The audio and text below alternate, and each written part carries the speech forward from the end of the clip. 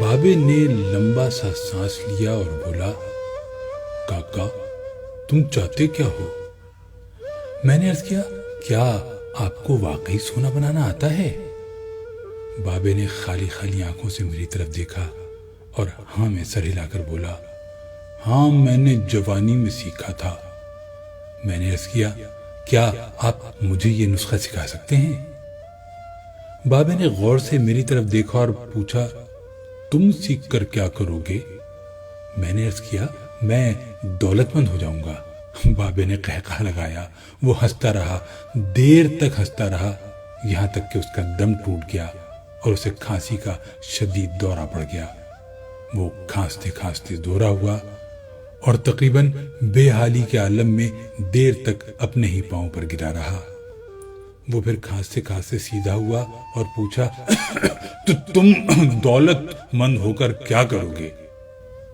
میں نے جواب دیا، میں دنیا بھر کی نعمتیں خریدوں گا۔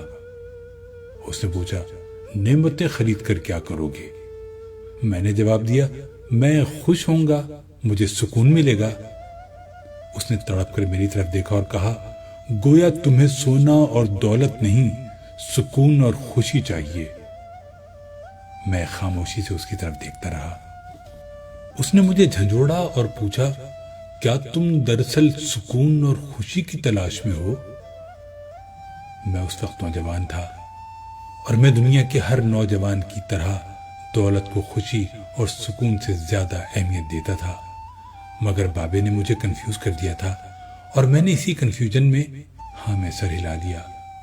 بابے نے ایک اور لمبا قہقہ لگایا اور اس قہقہ کا ایک اختتام بھی کھانسی پر ہوا۔ وہ دم سنبھالتے ہوئے بولا، کاکا میں تمہیں سونے کے بجائے انسان کو بندہ بنانے کا طریقہ کیوں نہ سکھا دوں؟ میں تمہیں دولت مند کے بجائے پرسکون اور خوش رہنے کا گر کیوں نہ سکھا دوں؟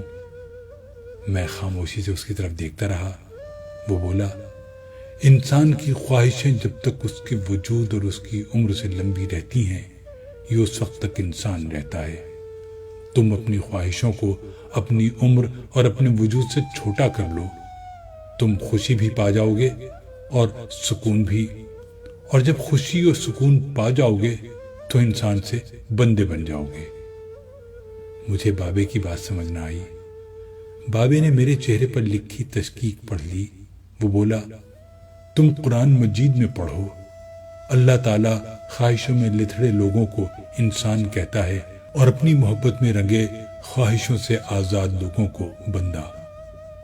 بابے نے اس کے بعد کامران کی 12 دری کی طرف اشارہ کیا اور بولا، اس کو بنانے والا بھی انسان تھا، وہ اپنی عمر سے لمبی اور مضبوط عمارت بنانے کے خبط میں مبتلا تھا۔ وہ پوری زندگی دولت بھی جمع کرتا رہا، مگر اس دولت اور عمارت نے اسے سکون اور خوشی نہ دی۔ خوش میں ہوں اس دولت مند کی گری پڑی 12 دری میں برستی بارش میں بے امان بیٹھ کر۔ میں نے بے صبری سے کہا، اور میں بھی۔ اس نے قہقہ لگایا اور جواب دیا، نہیں تم نہیں، تم جب تک تانبے کو سونا بنانے کا خبط پالتے رہو گے، تم اس وقت تک خوشی سے دور بھٹکتے رہو گے، تم اس وقت تک سکون سے دور رہو گے۔ بابے نے اس کے بعد زمین سے چھوٹی سی ٹہنی توڑی اور فرش پر رگڑ کر بولا، لو میں تمہیں انسان کو بندہ بنانے کا نسخہ بتاتا ہوں۔ اپنی خواہشوں کو کبھی اپنے قدموں سے آگے نہ نکلنے دو۔ جو مل گیا اس پر شکر کرو، جو چھن گیا اس پر افسوس نہ کرو، جو مانگ لے اس کو دے دو، جو بھول جائے اسے بھول جاؤ۔ دنیا میں بے سامان آئے تھے، بے سامان واپس جاؤ گے۔ سامان جمع نہ کرو، ہجوم سے پرہیز کرو، تنہائی کو ساتھی بناؤ۔ مفتی ہو تب بھی فتویٰ جاری نہ کرو، جسے خدا ڈھیل دے رہا ہو اس کا کبھی احتساب نہ کرو۔ بلا ضرورت سچ فساد ہوتا ہے، کوئی پوچھے تو سچ بولو، نہ پوچھے تو چپ رہو۔ لوگ لذت ہوتے ہیں اور دنیا کی تمام لذتوں کا انجام برا ہوتا ہے۔ زندگی میں جب خوشی اور سکون کم ہو جائے تو سیر پر نکل جاؤ، تمہیں راستے میں سکون بھی ملے گا اور خوشی بھی۔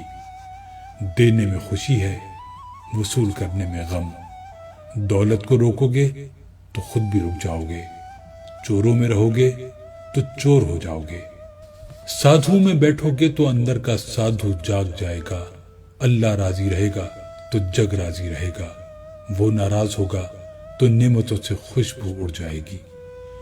تم جب عزیزوں، رشتہ داروں، اولاد اور دوستوں سے چڑھنے لگو تو جان لو اللہ تم سے ناراض ہے، اور جب تم اپنے دل میں دشمنوں کے لیے رحم محسوس کرنے لگو تو سمجھ لو تمہارا خالق تم سے راضی ہے، اور ہجرت کرنے والا کبھی گھاٹے میں نہیں رہتا۔